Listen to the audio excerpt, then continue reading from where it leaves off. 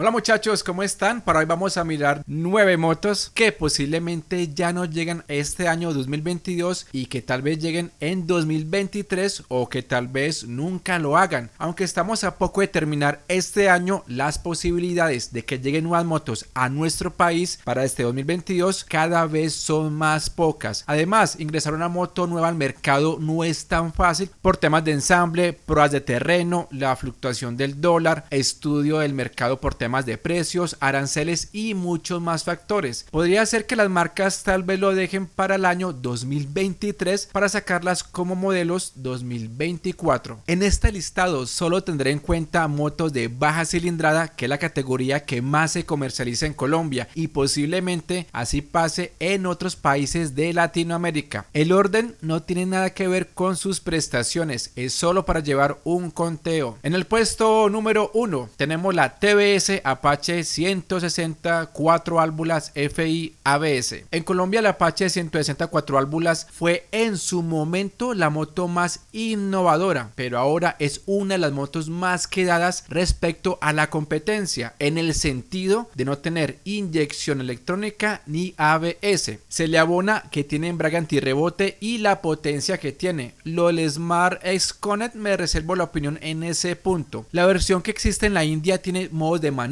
y debido a la normativa BS6 tiene inyección electrónica y ABS monocanal. Además tiene más potencia, contando con 17.3 caballos, a diferencia de la carburada en Colombia que tiene 16.28 caballos. En cuanto al torque, la FI tenemos 14.73 Nm y en la carburada 14.8 Nm. Ojalá actualicen pronto la Apache 160 4 válvulas en Colombia y su precio en la India es aproximadamente 10% más económica que la Apache 200 con ABS monocanal de ese país. Solo como mención honorífica está la Apache 165 RP con 19 caballos de potencia a 10.000 revoluciones y un torque de 14.2 Nm. En mi opinión, no creo que esta moto llegue a Latinoamérica. En el puesto número 2 tenemos la Bigstron SX250 de la marca Suzuki, que incorpora el poderoso motor de la Gixxer 250, el cual tiene 26.1 caballos de potencia, 22.2 Nm de torque. Además cuenta con ABS doble canal, conectividad por medio de Bluetooth, puerto de carga USB. Las dimensiones son diferentes para darle ese toque o ese carácter aventurero y su precio en la India es aproximadamente un 17% más costosa que la Gixxer 250. En el puesto número 3, la Honda Hornet 2.0, que es una de las motos que esperaban muchas personas y que se suponía era el reemplazo de la Honda CB 160F, pero llegó la nueva X-Blade 160, la cual no ha tenido buena recepción en Colombia por su diseño y por tener menos potencia que la Honda CB 160F. Podríamos decir que la X-Blade 160 es una moto poco valorada. ¿Ustedes qué piensan? Lo leo en los comentarios. De igual forma, la Honda Hornet no se destaca por su potencia, ya que prácticamente es una CB 190R pero con otro vestido y una leve mejora mecánica. Lo bueno, tiene barras invertidas, ABS monocanal, full LED, tablero digital, un diseño bastante llamativo y robusto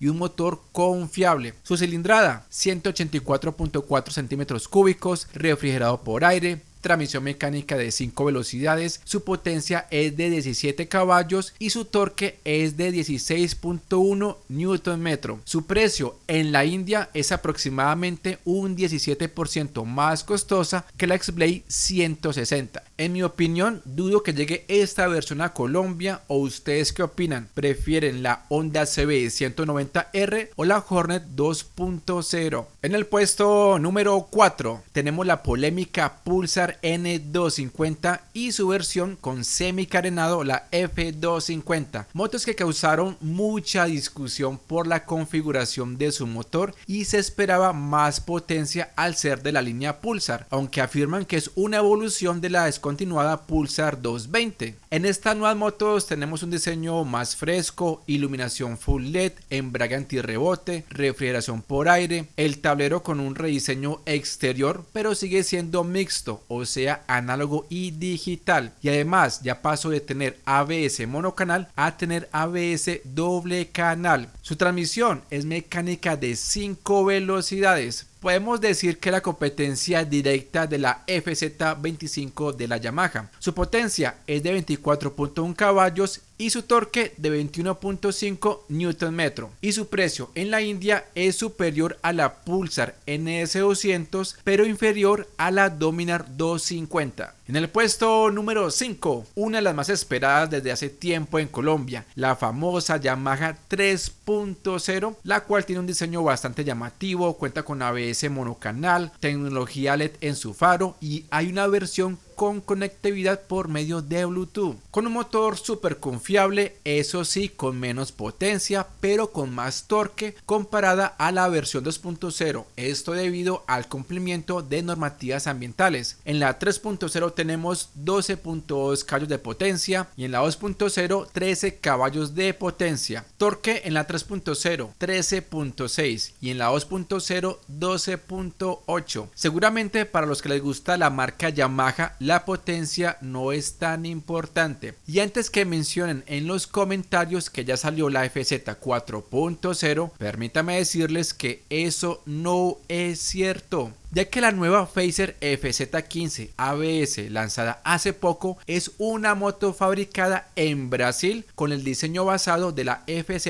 3.0 de la India, inclusive con las mismas características de su motor, con la diferencia de que su faro es diferente y que posiblemente reemplace la Fazer 150 VS de ese país que todavía se comercializa. Por tal motivo la numeración de 2.0, 3.0 o 4.0 solo aplica para las motos fabricadas en la India. Ojalá para los amantes de Yamaha llegue cualquiera de las dos a Colombia, bien sea la FZ 3.0 de la India, que sería lo más obvio, o la Fazer FZ15 de Brasil. En el puesto número 6 tenemos otra Yamaha, la MT15, ya que por su diseño ya enamora y además tiene barras invertidas, ABS monocanal, embrague antirrebote, válvulas variables, suspensión anclada por medio de violetas, LED en su faro y su stop, 6 velocidades, tablero digital, conectividad por Bluetooth. Su potencia es de 18.1 caballos y su torque de 14.1 Nm. Estos datos los tomé de la versión MT15 2.0 que se encuentra en la India. El detalle es su precio. Es aproximadamente un 12% más costosa que la FZ25, teniendo en cuenta los precios de la India para que hagan cuentas. De igual forma, para toda moto hay cliente así sea costosa, bien sea que la saquen financiada y les cueste el doble, no les va a interesar contar de tener la moto que les gusta. En el puesto número 7, la Honda NXR 160 Bros, comercializada en Brasil y que podría ser una sucesora algún día de la Honda XR 150L, ya que muchos la critican por ser una moto tan básica. En esta Honda Bros ya tenemos un tablero digital, sistema de frenos combinados, tapa de combustible con bisagra, freno de disco en ambas ruedas, su motor es alimentado con inyección electrónica, su potencia es de 14.5 caballos y su torque de 14 Nm. Obviamente supera los 11.7 caballos de potencia y los 12.1 Nm de la Honda XR 150L, al ser una moto de mayor cilindrada, aunque en ambos casos pecan por conservar iluminación convencional en su faro. En el puesto número 8 tenemos la Yamaha XTZ